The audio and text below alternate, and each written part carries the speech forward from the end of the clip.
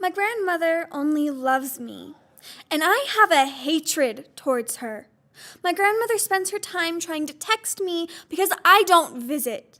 My mother wonders why I resent my grandmother. I tell her it's because of the stories you told me.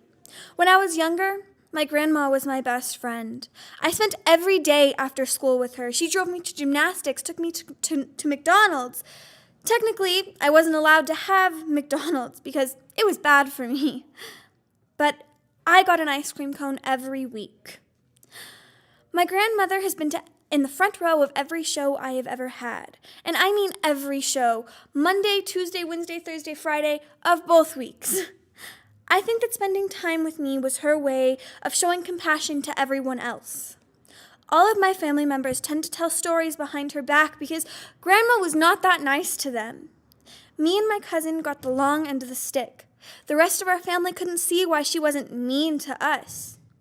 After a while of hearing stories of whipping my aunts and uncles with tree branches because they were 5 minutes late, you tend to lose compassion towards someone. My aunt has a scar on her leg from my uncle sitting beside her on the couch and holding a scalding lighter to it. My uncle put my mother in the dryer and started it. My mother used to hide under her bed when my uncle got home. I have 2 aunts and 1 uncle, but only my mom and uncle lived with my grandfather alone. My mother used to walk to my Nana's house alone when she was 3, which was 6 blocks. She would jump fences and walk in the emergency flood drains, but if she heard the whistle, she knew she better run.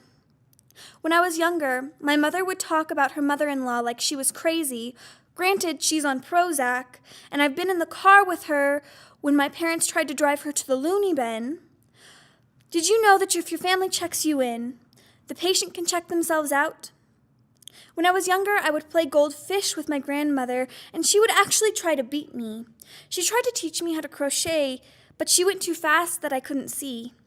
My grandmother cries when I say I want to leave the state for college.